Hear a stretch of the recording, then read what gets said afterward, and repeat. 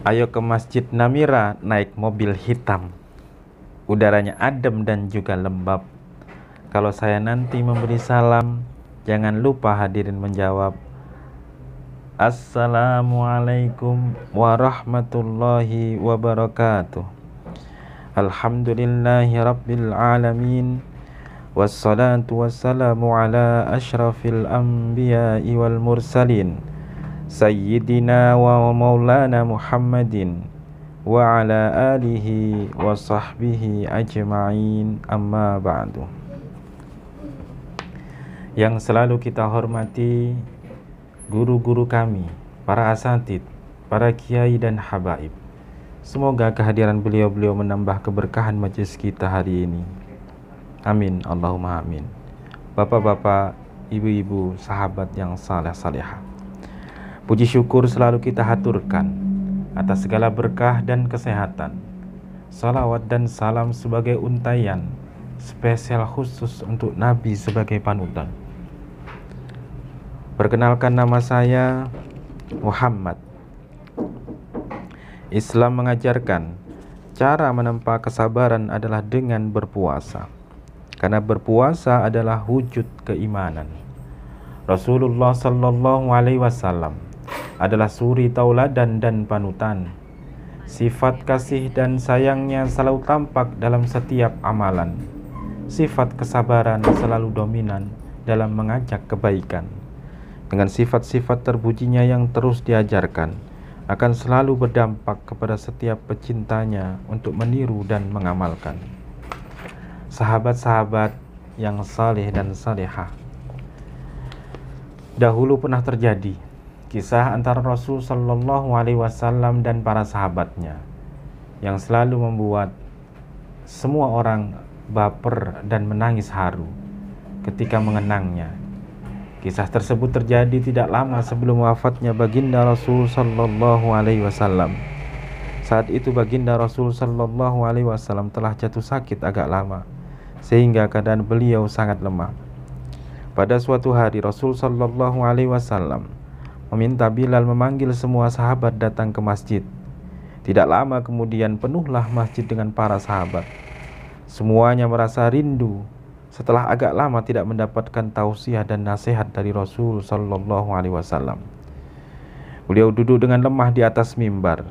Wajahnya terlihat pucat, menahan sakit yang tengah dideritanya.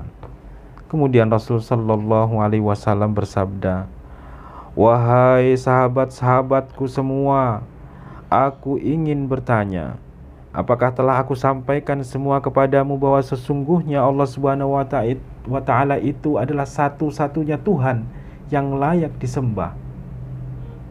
Lantas semua sahabat menjawab dengan suara bersemangat, "Benar wahai Rasulullah, engkau telah sampaikan kepada kami bahwa sesungguhnya Allah Subhanahu wa Ta'ala adalah satu-satunya Tuhan yang layak disembah."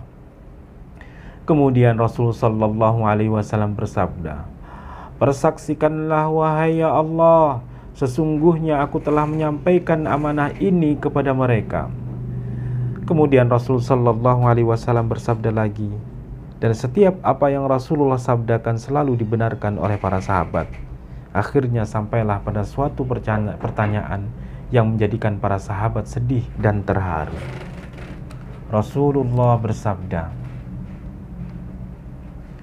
Sesungguhnya aku akan pergi menemui Allah Subhanahu wa Ta'ala, dan sebelum aku pergi, aku ingin menyelesaikan segala urusan dengan manusia. Maka aku ingin bertanya kepada kalian semua, adakah aku berhutang kepada kalian? Aku ingin menyelesaikan hutang-hutang tersebut, karena aku tidak mau bertemu dengan Allah dalam keadaan berhutang dengan manusia. Mendengar itu, semua sahabat terdiam dan dalam hati masing-masing berkata, mana mungkin Rasulullah berhutang kepada kita? Kamilah yang banyak berhutang kepada Rasulullah. Rasul sallallahu alaihi wasallam mengulangi pertanyaan itu sebanyak 3 kali. Sahabatku, adakah hutang yang belum aku bayarkan? 3 kali diucapkan, tidak ada sahabat yang mendatang. Tiba-tiba bangunlah seorang lelaki yang bernama Ukasah, seorang sahabat mantan preman sebelum masuk Islam. Ia berkata dengan lantang, "Ya Rasulullah, aku ingin sampaikan masalah ini. Seandainya ini dianggap hutang, maka aku minta engkau selesaikan. Seandainya bukan hutang, maka tidak perlulah engkau berbuat apa-apa." Rasulullah Shallallahu Alaihi Wasallam berkata, "Ukasah, sampaikanlah wahai Ukasah." Maka mendengar itu Ukasah pun mulai bercerita, "Aku dulu masih ingat ketika perang Uhud dulu. Suatu ketika engkau menunggang kuda wahai Rasul, lalu engkau pukulkan cemeti ke belakang kuda, tetapi cemeti tersebut tidak kena pada belakang kuda, tapi justru terkena pada dadaku. Karena ketika itu aku berdiri di belakang kuda yang engkau tunggangi wahai Rasulullah." Mendengar itu Rasul Shallallahu Alaihi Wasallam berkata, "Sesungguhnya itu adalah hutang wahai Ukasah. Kalau dulu aku pukul engkau, maka hari ini aku akan terima hal yang sama." Dengan suara yang agak tinggi Ukasah berkata, "Kalau begitu, aku ingin segera melakukannya wahai Rasul." Ukasah seakan-akan tidak merasa bersalah mengatakan demikian.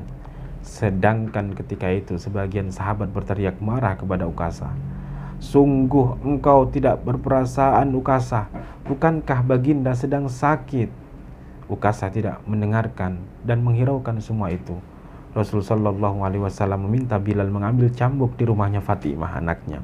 Bilal meminta cambuk itu dari Fatimah. Kemudian Fatimah bertanya, "Untuk apa Rasulullah meminta cambuk ini wahai Bilal?" Kata Fatimah. Bilal pun menjawab dengan nada sedih, "Cambuk ini akan digunakan Ukasah untuk memukul Rasulullah." Terperanjat dan menangislah Fatimah seraya berkata, "Kenapa Ukasah hendak memukul ayahku Rasulullah? Ayahku sedang sakit. Kalau mau memukul, pukullah aku anaknya." Bilal pun menjawab, "Aisyah, sesungguhnya ini adalah urusan antara mereka berdua, wahai Bunda Amirul Mukminin." Wahai Aisyah. Bilal membawa cambuk tersebut ke masjid, lalu diberikannya kepada Ukasah. Setelah mengambil cambuk itu, Ukasah menuju ke hadapan Rasul Shallallahu Alaihi Wasallam. Namun tiba-tiba Abu Bakar berdiri menghalangi Ukasah sambil berkata, "Ukasah, kalau kamu hendak memukul, pukullah aku. Aku adalah orang yang pertama beriman dengan apa yang Rasulullah Shallallahu Alaihi Wasallam sampaikan. Akulah sahabat dikala suka dan duka. Kalau engkau hendak memukul, maka pukullah aku." Rasul Shallallahu Alaihi Wasallam bersabda, "Duduklah wahai Abu Bakar, ini urusanku dan Ukasah." Ukasah pun menuju ke hadapan Rasul Shallallahu Alaihi Wasallam. Kemudian Umar bin Khattab berdiri menghalangi Ukasah sambil berkata, "Ukasah, kalau engkau mau mukul, pukullah aku. Dulu memang aku tidak suka mendengar nama Muhammad, bahwa aku pernah berniat untuk menyakitinya. Itu dulu. Sekarang tidak boleh ada seorang pun yang boleh menyakiti Rasulullah Muhammad Sallallahu Alaihi Wasallam. Kalau engkau berani menyakiti Rasulullah, maka langkahi dulu mayatku." Lalu dijawab oleh Rasul Sallallahu Alaihi Wasallam, "Umar, wahai Umar, duduklah wahai Umar. Ini urusanku dan Ukasah." Ukasah pun berlanjut menuju ke hadapan Rasul Sallallahu Alaihi Wasallam. Dan tiba-tiba berdirilah Ali bin Abi Thalib, sepupu sekaligus menantu Rasul Sallallahu Alaihi Wasallam. Dia menghalangi Ukasah sambil berkata, "Ukasah, pukullah aku saja. Darah yang sama mengalir pada tubuhku ini wahai Ukasah." Lalu dijawab oleh Rasul Sallallahu Alaihi Wasallam, "Wahai Ali, duduklah, ini urusanku dan Ukasah." Ukasah pun semakin dekat dengan Rasul Sallallahu Alaihi Wasallam. Tiba-tiba tanpa disangka bangkitlah kedua cucu kesayangan Rasulullah Sallallahu Alaihi Wasallam, Hasan dan Husain. Mereka berdua memegangi tangan Ukasah sambil memohon, wahai paman, pukullah kami paman. Kakek kami sedang sakit, pukullah kami saja wahai paman. Sesungguhnya kami ini cucu kesayangan Rasulullah. Dengan memukul kami sesungguhnya itu sama dengan menyakiti kakek kami wahai paman." Lalu Rasul Shallallahu Alaihi Wasallam berkata, "Wahai cucu-cucu kesayanganku, duduklah kalian. Ini urusan kakek dengan paman Ukasah." Akhirnya, begitu sampai di tangga mimbar, dengan lantang Ukasah berkata, "Bagaimana aku mau memukulmu wahai Rasul? Engkau duduk di atas dan aku di bawah. Kalau engkau mau aku pukul, maka turunlah ke si bawah sini. Rasul sallallahu alaihi wasallam memang manusia terbaik. Kekasih Allah itu meminta beberapa sahabat memapahnya ke bawah. Rasulullah didudukkan pada sebuah kursi. Lalu dengan suara tegas Ukasha berkata lagi, dulu waktu engkau memukul aku tidak memakai baju ya Rasulullah. Para sahabat sangat geram mendengar perkataan Ukasha. Tanpa berlama-lama dalam keadaan lemah, Rasulullah sallallahu alaihi wasallam membuka bajunya. Kemudian terlihatlah tubuh Rasulullah yang sangat indah. Sedang beberapa batu terikat di perut Rasulullah, pertanda Rasulullah sedang menahan lapar. Kemudian Rasul sallallahu alaihi wasallam berkata, "Wahai Ukasha, segeralah dan jangan kamu berlebih-lebihan. Nanti Allah Subhanahu wa taala akan murka kepadamu." Ukasha langsung berlari menuju Rasul sallallahu alaihi wasallam. Cambuk di tangannya ia buang jauh-jauh. Kemudian ia peluk tubuh Rasul sallallahu alaihi wasallam seerat-eratnya sambil menangis sejadi-jadinya. Ukasha berkata, "Ya Rasulullah, ampuni aku, maafkan aku. Mana ada manusia yang sanggup menyakiti engkau, wahai Rasulullah. Sengaja aku melakukannya agar aku dapat merapatkan tubuhmu dengan tubuhku. Karena engkau pernah mengatakan, barang siapa yang kulitnya pernah bersentuhan denganku, maka diharamkan api neraka atasnya. Seumur hidupku, aku bercerita-cita dapat memelukmu, wahai Rasul, karena sesungguhnya aku tahu bahwa tubuhmu tidak akan dimakan oleh api neraka, dan sungguh aku takut dengan api neraka. Maafkan aku ya Rasulullah." Rasul sallallahu alaihi wasallam senyum berkata, wahai sahabatku semua, kalau kalian ingin melihat ahli surga, maka lihatlah sahabat kita Ukasha." Melihat itu semua sahabat menitikkan air mata. Kemudian para sahabat bergantian memeluk Rasulullah sallallahu alaihi wasallam. Hadirin yang saleh dan salihah, dari kisah tersebut maka dapat kita ambil hikmah. Di antaranya adalah Rasulullah sallallahu alaihi wasallam adalah orang yang gemar lapar dengan berpuasa. Rasulullah sallallahu alaihi wasallam rindu ingin berjumpa Allah dengan menghadirkan segala kesempurnaan amalan. Rasulullah sosok penyabar dan pembela.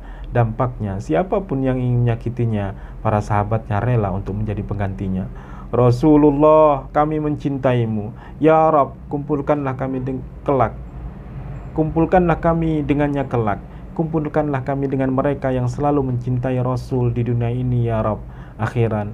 Mohon maaf atas segala khilaf dan kesalahan. Wassalamualaikum warahmatullahi wabarakatuh.